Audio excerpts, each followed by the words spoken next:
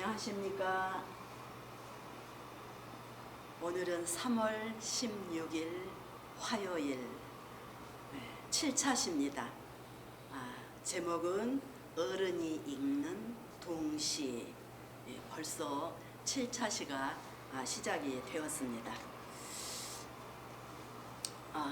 작년에 2차시 문학의 장르에 대해서 말씀을 드릴 때요, 제가 시, 소설, 수필, 동화 여러 가지 장르를 말씀드릴 때 아동 문학은 동심을 놓을 자리에 놓는 문학이다, 그렇게 말씀을 드렸습니다.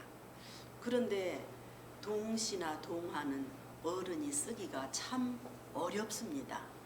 왜냐하면 50년, 60년 세상을 살 만큼 살면서 먼지도 좀 끼고 때도 좀 끼고 그런 마음으로 어린이의 눈높이에 맞는 문학 작품을 쓰기가 조금 어렵다, 그 순수성을 찾아내기가 어렵다는 말씀을 드렸습니다. 하지만 오늘 주제처럼 어른도 동시를 읽어야 된다. 그래서 오늘은 어른이 읽는 동시 제가 두 편을 가지고 왔습니다. 이 철인의 우편함은요, 2012년 조선일보 신춘문예에 당선했던 작품입니다. 이 김영두 작가는요, 지금 나이는 이제 54세. 한번 천천히 낭독을 해보겠습니다. 철인의 우편함, 김영두. 철인의 우편함은 강이편에 있습니다. 집배원 아저씨가 강 건너 오시는 게 미안해 이편 강가 숲속 소나무에 우편함을 달아 놓았답니다. 며칠에 한 번씩 배를 타고 건너와 편지를 찾아가는 철이 아빠. 자, 연이 바꿔지죠. 우편함 속에 할미새 부부가 보금자리를 만들기 시작하더니 알록달록 귀여운 새 알을 낳았답니다. 자, 연이 바뀌는 거 잘 기억하십시오. 또 다른 이야기로 건너가는 징검다리. 자, 철이 아빠는 옆 소나무에 바구니를 하나 달아놓고 글을 써 붙였습니다. 집배원 아저씨, 편지는 여기에 넣어주셔요. 우편함에는 산새가 새끼를 치고 있어요. 호기심에 살금살금 다가가 우편함을 가만히 들여다보니 솜털 보송한 새끼들이 어미가 온 줄 알고 노란 입을 짝짝 벌립니다. 나는 나쁜 짓을 하다 들킨 아이처럼 가슴이 콩닥콩닥 얼른 뒷걸음쳐 도망쳤습니다. 어린 것들이 다 자라 날개가 돋치면 철이 아빠의 고마움을 부리에 물고 저 파란 하늘로 날아오를 것만 같습니다. 제가 그 이미지 하나를 넣어놨습니다. 사실은 김영두 시인이 나이든 어른이지만 이 어린아이의 시선으로 이 동시를 쓴 거죠. 그러니까 이미지가 한 소년의 그림으로 이렇게 넣어졌습니다. 천천히 한번 보실까요? 1년에 이야기가 나오죠. 철이 아버지는 강 저쪽에 살고 그러는데 편지 하나를 전하기 위해서 배달부가 배를 타고 건너야 되기 때문에 그 수고를 덜어주기 위해서 옆에 소나무에 바구니를 달아놓고 우편하면은 새끼를 치고 있으니까 여기에다 넣어라. 그래서 며칠에 한 번씩 배를 타고 와서 우편물을 가져가지요. 철이 아버지의 그 따뜻한 마음이 들어 있습니다. 그래서 이연에는 알록달록한 귀여운 새알을 낳았다. 철이 아빠는 바구니를 걸어놨는데 거기에다가 메모지를 붙여놨지요. 여기에 편지를 넣어달라. 산새가 새끼를 치고 있다. 굉장히 따뜻한 분이죠. 그런데 이 이제 주체자, 이 시를 쓰는 주체자가 동심의 마음으로 살금살금 우편함을 들여다보니까 새끼들이 어미가 먹이를 가지고 온 줄 알고 노란 입을 쩍쩍쩍 벌리더라. 그런데 내가 꼭 나쁜 짓을 한 것 같아서 가슴이 도둑질한 것처럼 콩닥콩닥 해서 얼른 뒷걸음질쳐 도망을 쳤다. 그런데 이 주체자 화자는 하나의 희망사항이 있죠. 저 어린 것들이 빨리 자라서 파닥거리는 날개가 잘 자라면 그 철이 아빠의 고마움을 부리에다 물고 저 파란 하늘로 날아오를 것만 같다. 자기의 희망사항이 있죠. 그랬으면 좋겠다. 그런 희망사항을 이 동심으로 이렇게 적어 놓은 거죠. 당선 소감이 있습니다. 당선 소감을 자세히 읽어보시면요. 이 작품이 나오게 된 배경을 충분히 알 수가 있습니다. 따뜻하고 소망 넘치는 글을 띄워보내고 싶다. 이 시인의 마음입니다. 이제 사실적인 이야기가 나오죠. 작품을 쓰면 그 배경이 있습니다. 배경이 있는데요. 10여 년 전에 아버님이 금당화 사진 촬영을 하기 위해서 도천리의 은거에 사시는 신화백집을 다녀오셨다. 근데 신화백은 어떤 분인가? 주천강 저쪽에 이제 사는데 아주 외진 산자락에다가 집을 짓고 사는데 세외 고인이었는데 세외 여기는 한자어가 없어서 무슨 말인가 이상하죠. 세외 세상 밖에 속세를 떠나서 살다가 이미 고인이 된 분이다. 집 주변에 밭을 일구어 놓고 농사를 지으면서 틈틈이 그림을 그리는 화가였다. 네, 신화백 이야기를 하죠. 그래서 우체부가 강을 건너 편지를 전하기가 어려우니까 우체부를 배려해서 그렇게 소나무에 우편함을 달아 놓았는데 할미새가 새끼를 치는 걸 알고 바구니를 그렇게 달아 놓았다. 이 이야기를 신화백한테 아버지가 들었어요. 김영두 작가의 아버지가 듣고 아야야야 저 신화백은 이러저러 했단다. 이야기를 들었는데요. 그 이야기가 얼마나 따뜻하고 감동적인지 이 김영두 작가의 마음에 딱 자리를 잡고 있는 거예요. 우체부 아저씨 편지는 이 바구니에 넣어주세요. 산새가 새끼를 치고 있어요. 이게 얼마나 따뜻한가. 나는 그 이야기를 오래도록 가슴에 묻어두고 있다가 가을에 그 이야기를 동시로 내가 적어보았다. 그 작품이 당선의 영광을 안겨줄 줄은 꿈에도 생각지 못했다. 네, 당선 소식을 듣고 너무 기뻤다. 당선을 안겨주신 하나님께 감사드리고 지금껏 지도해 주신 여러 스승님과 심사위원님들께 큰 절을 올린다. 그러니까 김영도 작가가 강원대학교 이제 그 강원대학교 나오고 횡성 출신인데요. 여기저기에서 이제 시창작 공부를 하고 있었죠.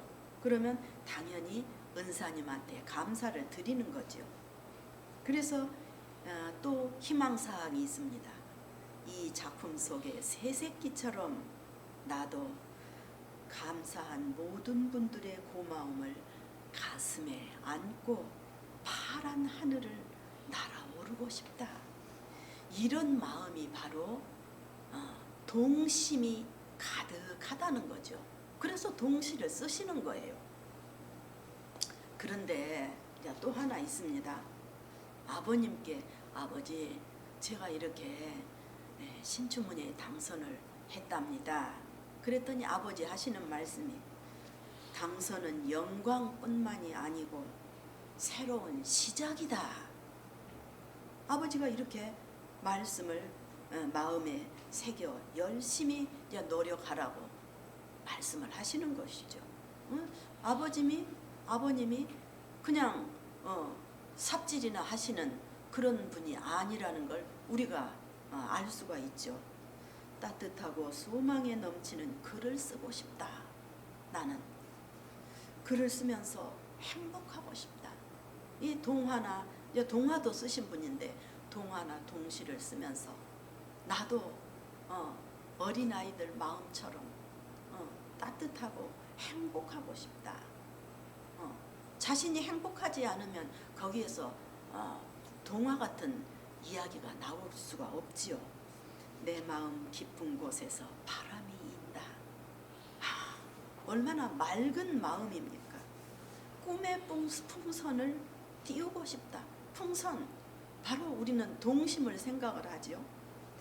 이런 마음들이 가슴에 있기 때문에 동화, 동시를 이렇게 순수한 작품을 써내는 거죠. 그렇다면 조금 더 소개를 드리겠습니다. 아버지도요, 이제 시작이다 이렇게 말씀을 하셨는데요. 1984년에 아버님 조남이 김성수 씨인데요. 이분도 시를 쓰십니다. 시를 쓰시는데 놀라운 것은 조선일보사에서 신춘문예에 아버지가 당선을 하셨어요. 그런데 28년 뒤에 아들인 김영도 시인이 또 신춘문예에 당선이 되었죠. 그러니까 조선일보사에서는 깜짝 놀란 거예요. 28년 만의 기적이다. 어떻게 우리 신문사에서 부자가 이렇게 신춘문예에 당선을 할 수 있을까? 28년 만의 기적이다. 이렇게 해서 떠들썩했죠. 아버님도 시집을 내셨던 분입니다. 그런가 하면 2016년에 이제 동두천에 사는 김예은이라는 어린이는 예천 신앙송 대회에서 이 철인의 우편함이라는 동시를 낭송을 해서 대상을 받은 일이 있죠. 내용이 좋지 않습니까? 그래서 아버님이 친한 신화백의 이야기를 듣고 이렇게 하나의 작품으로 이제 승화를 시켜버렸죠. 이제 그런가 하면 이제 심사평, 이제 아동문학가로서는 이중관 선생님이 아주 원로 작가이면서도 아주 대가이죠. 이분이 심사평을 산골아이의 순박함이 마음을 녹였다. 자, 김영두의 철인의 우편함은 아시다시피 우편함에 둥지를 틀고 새끼를 친 산새를 배려하는 철이 아빠의 따스한 마음이 묻어있다. 그런데 그런가 하면 이 동시를 쓰는 작가는 호기심 많은 산골아이의 순박한 마음을 가슴에 와 닿게 잘 표현을 했다. 그래서 이 짧은 동시 한 편이 한 편의 동화를 읽은 느낌을 준다. 그래서 따스한 마음이 어우러진 수채화 같은 작품이다. 이렇게 심사평을 해 놓으셨습니다. 줄거리는 너무 쉽기 때문에 잘 아시겠죠? 주제는 철이 아버지의 남을 배려하는 배려심과 따뜻한 마음씨가 녹아있다. 그래서 아이의 시선으로 우리는 시를 읽으면 저절로 웃음이 나오죠. 어린 시절로 돌아간 듯한 느낌을 받게 된다. 산골의 순수한 자연 경관을 우리는 그려보게 됩니다. 주천강이 흐르고 있고 강 저쪽에는 신화백이 신선처럼 살고 있다.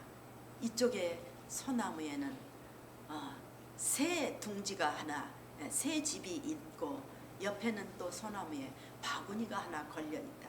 우리는 그림이 그려집니다.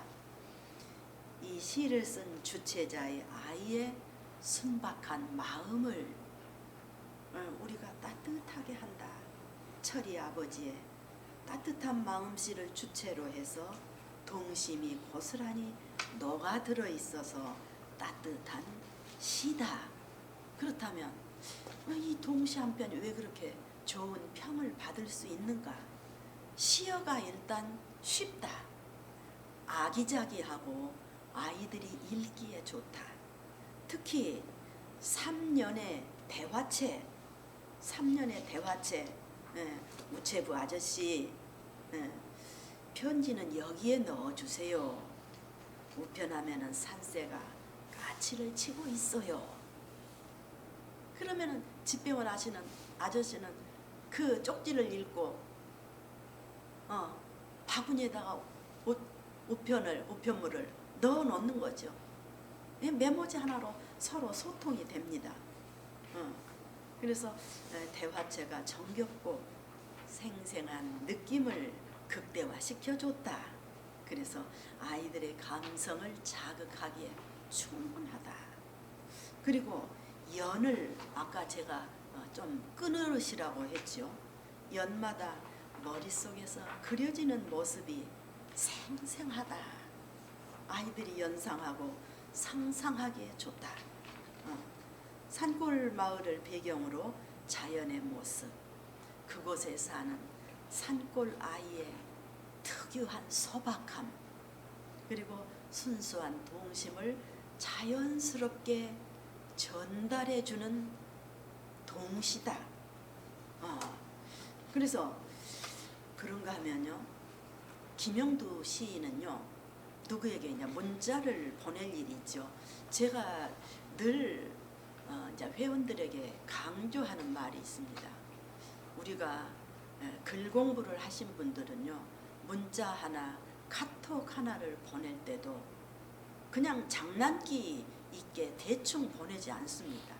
단어 하나, 한 줄을 어떻게 이렇게 써볼까? 이 단어가 잘 어울릴까?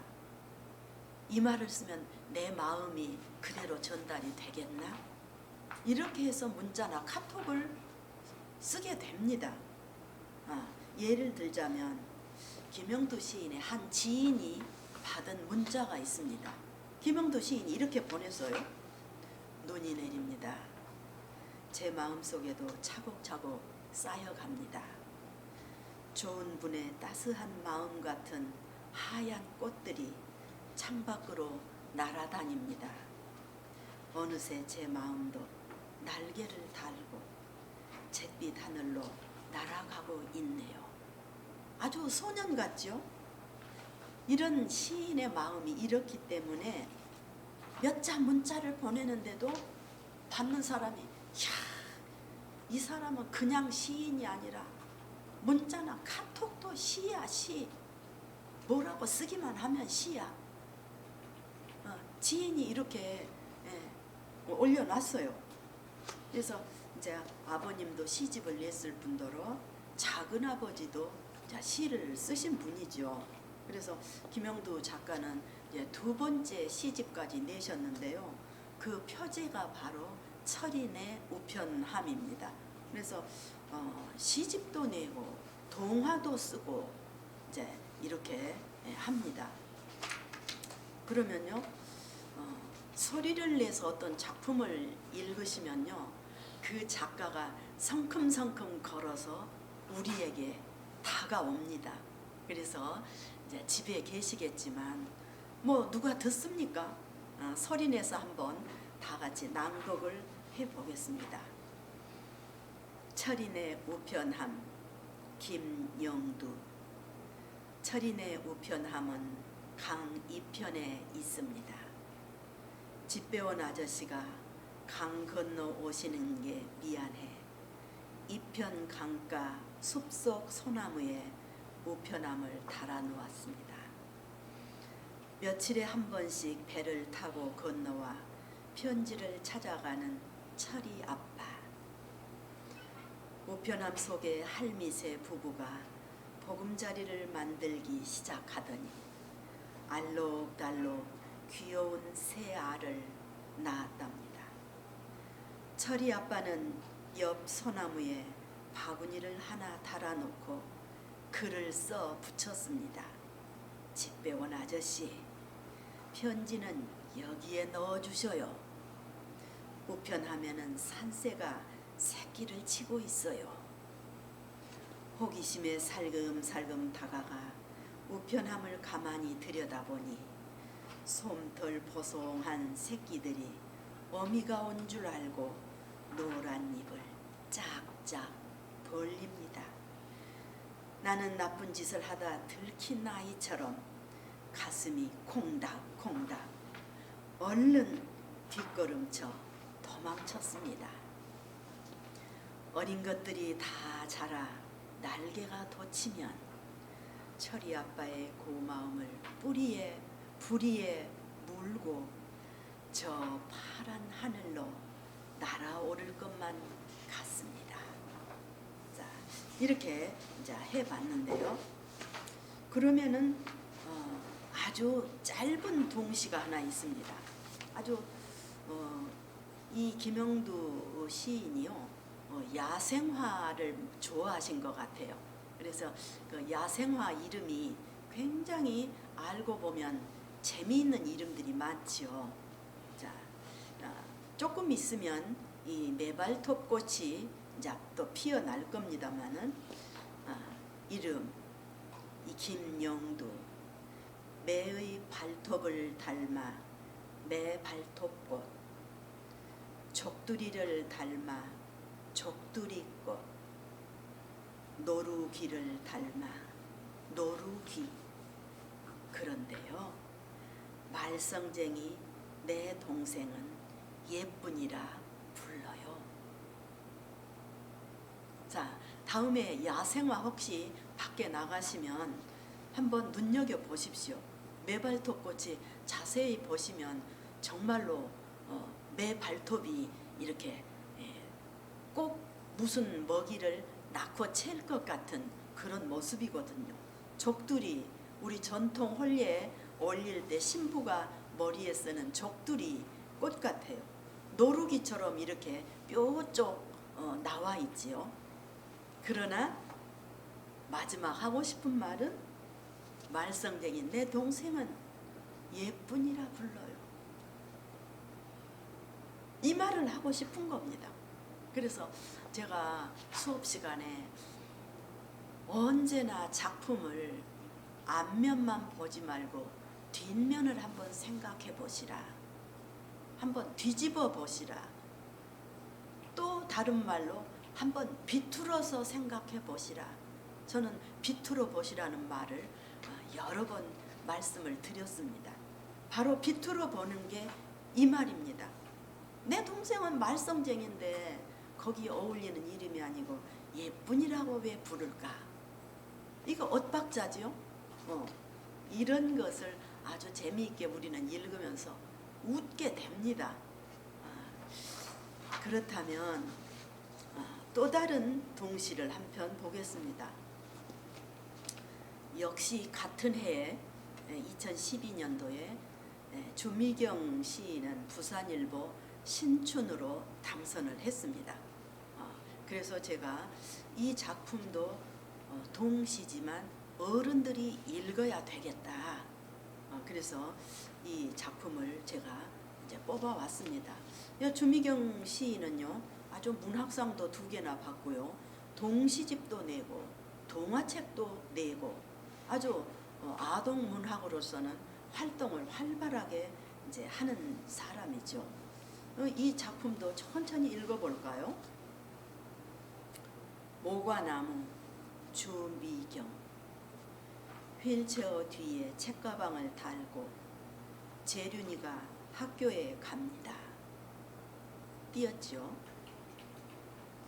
오르막길이 시작되는 모과나무 아래에서 길게 숨을 내쉴 때 모과나무는 가만히 휠체어를 내려다 봅니다. 무릎에 머리가 닿도록 허리를 휘었다가 젖히면서 반바퀴 또 반바퀴 언덕을 오르는 동안 뿌리에서 먼 가지 끝까지 잔뜩 힘을 주는 모과나무. 재륜이가 언덕을 넘어 허리를 쭉 펴는 순간 뚝 모과가 떨어집니다.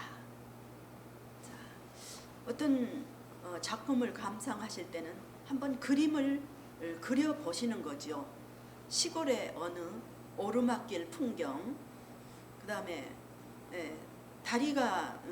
다리를 쓸 수 없는 재륜이가 가방을 휠체어 뒤에다가 걸고 휠체어를 밀고 갑니다.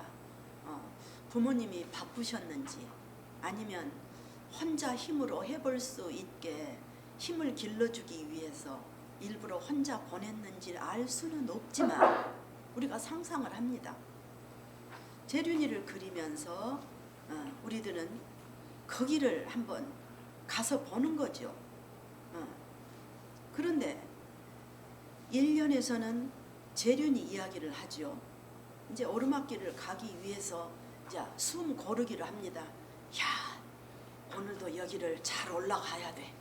잘못하면 뒤로 물러설지도 모르니까 숨을 잘 가다듬고 이제 출발을 하죠. 그런데 마침 옆에 있던 모과나무가 가만히 휠체어를 내려다 봅니다. 아니, 이 시인의 마음이죠.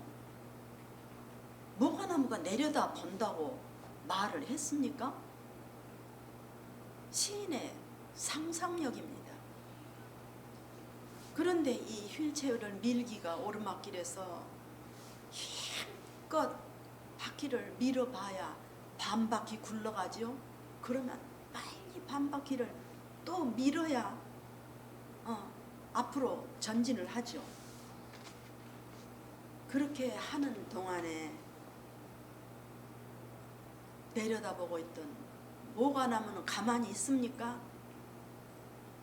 뿌리에서 먼 가지 끝까지 잔뜩 힘을 줍니다. 모과나무가.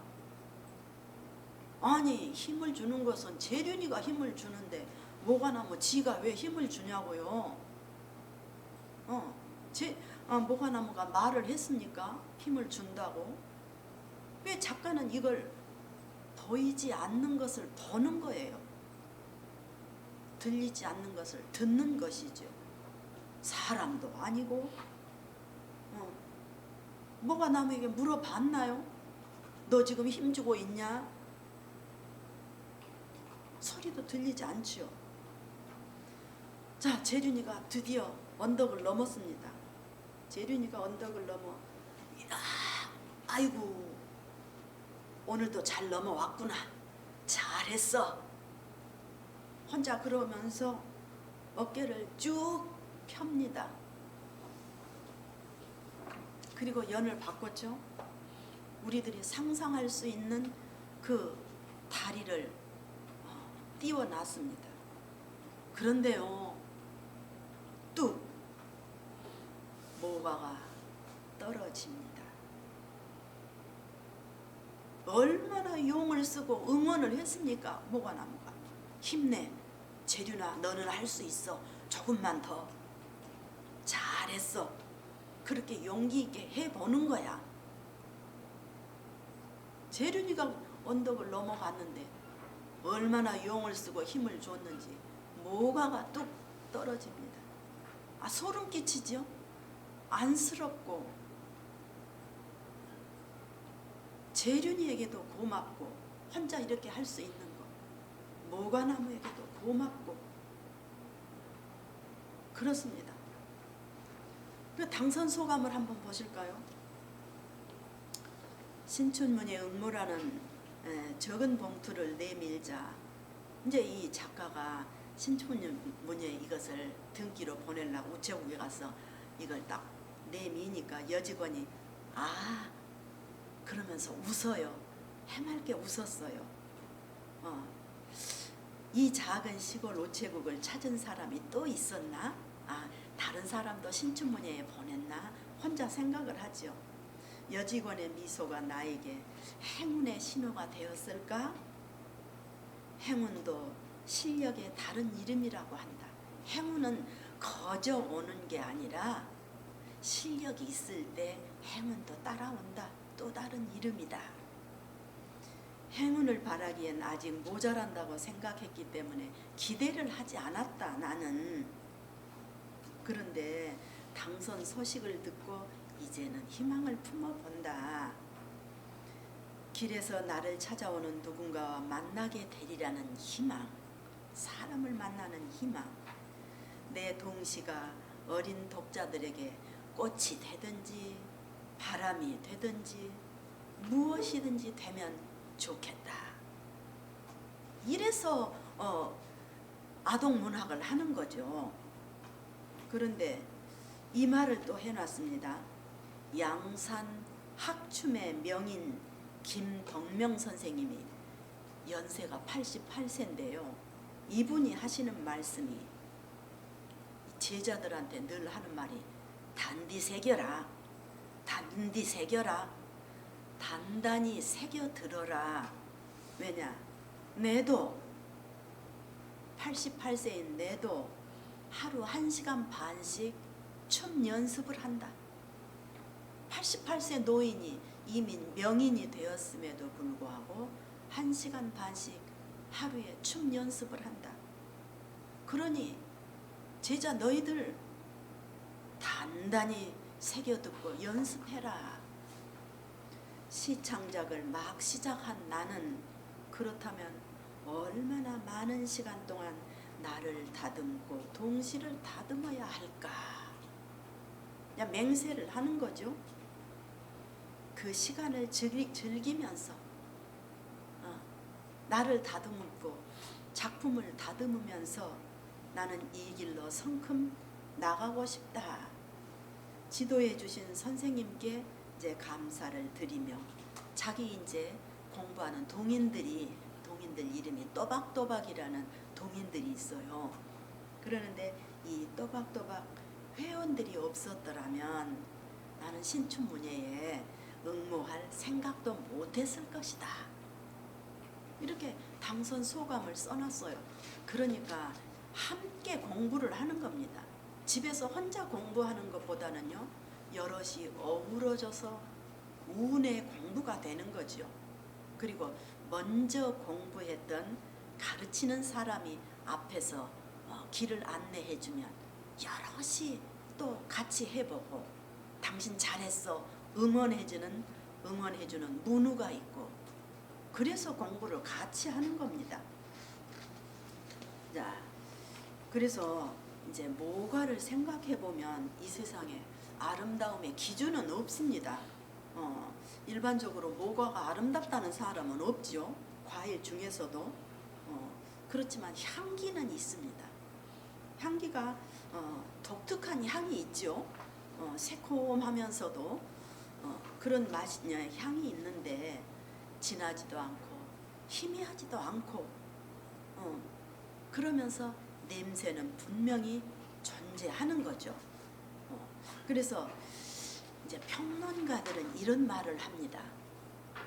실명인지는 모르지만 이 동시 속에 이름이 재륜이가 등장을 합니다. 재륜이가 등장을 하는데 재윤이라고 하지 않고 왜 재륜이라고 했을까? 평론가들은요 아주 꿰뚫어보는 눈이 있습니다. 재윤이라고 해도 될 텐데 왜 재륜이라고 했을까? 생각해 보니까 다시 제자, 한자로 하면 다시 제자에다가 박희륜 이게 합성어가 아닐까? 재윤이라고 해도 될 텐데 재륜이라고 굳이 했던 것은 이 휠체어를 밀고 다니는 이 아이를 생각하면서 재륜이라고 이렇게 지어내지 않았을까? 그래서 이름도 아무렇게나 짓지 않았던 것 같다. 그래서 이 작가가 대단하다. 그래서 다시 굴러갈 수 있는 힘은 그걸 바라보면서 제 몸에 힘을 주는 모과나무에게서 나온다. 모과나무가 말도 못하지만 말을 못하죠. 모과나무 지가 뭐 걸어가서 밀어줄 수가 있습니까? 그렇지만 그 향기를 보내는 것만으로도 하나의 응원이 아닐까. 다리를 쓰지 못하는 재륜이를 다리도 없는 모과나무가 도와줄 수는 없을지라도 그저 내려다 보는 것만으로 또 힘내라고 소원하고 희망하는 것만으로도 누군가에게 응원한다는 것은 힘이 될 것이다. 그런데요, 아니 말 못하는 모과나무도 재륜이한테 이렇게 응원하지 않습니까? 향기를 보내주면서 힘내라, 너 잘하고 있어. 그랬는데 얼마나 응원하고 용을 썼으면 언덕을 다 넘어가고 나니까 뚝 뭐가 하나가 떨어졌다. 아이고 오늘도 재륜아 잘했어. 마음을 놓기는 재륜이도 마음을 놓지만 모과나무가 마음을 툭 내려놓으니까 하나가 떨어졌다는 거 아니에요. 이게 작가의 시선입니다. 이렇게 해서 우리들은 동시를 읽으면서 어른이 나는 과연 이런 순수한 마음이 있었던가, 세파에 시달리면서 살아온 나를 한번 이제 돌아보게 되는 거죠. 그렇다면 그 어느 시골 마을의 풍경을 생각을 하면서 주미경 작가가 또 우리 마음속으로 성큼성큼 걸어올 수 있도록 한번 소리내서 다 같이 낭독해 보겠습니다. 모과나무 주미경. 휠체어 뒤에 책가방을 달고 재륜이가 학교에 갑니다. 오르막길이 시작되는 모과나무 아래에서 길게 숨을 내쉴 때 모과나무는 가만히 휠체어를 내려다 봅니다. 무릎에 머리가 닿도록 허리를 휘었다가 젖히면서 반 바퀴 또 반 바퀴 언덕을 오르는 동안 뿌리에서 먼 가지 끝까지 잔뜩 힘을 주는 모과나무. 재륜이가 언덕을 넘어 허리를 쭉 펴는 순간 뚝 모과가 떨어집니다. 이렇게 말 못하는 모과나무도 재륜이를 응원하고 힘을 내라고 향기를 보내는데, 우리들은 내 옆사람, 이웃사람, 많은 사람들에게 또 어떻게 생각하면 또 몸의 신체적인 조금 불편하신 분을 만났을 때 우리들은 얼마나 마음과 손을 내밀었는지, 꼭 물질이 아니더라도 이런 모과 향기 같은 마음의 향기로도 우리들은 충분한 보시가 된다고 합니다. 물질 보시는 차라리 눈으로 보이니까 쉽습니다. 그런데 보이지 않는 마음속으로 이렇게 누구를 칭찬하고 응원하고 용기를 준다는 것, 이것은 보이지 않는 좋은 보시다. 이제 이렇게 해서 우리들이 동시를 읽으면서 잠시 순수한 마음으로 돌아갈 수 있지요. 그래서 오늘은 어른이 읽는 동시, 이렇게 어른의 마음으로 이런 순수함을 찾아내는 아동문학이 그래서 쉽지가 않다는 말씀이죠. 자, 오늘은 어른이 읽는 동시로 수업을 마치겠습니다. 그럼 다음 주까지 잘 지내십시오. 감사합니다.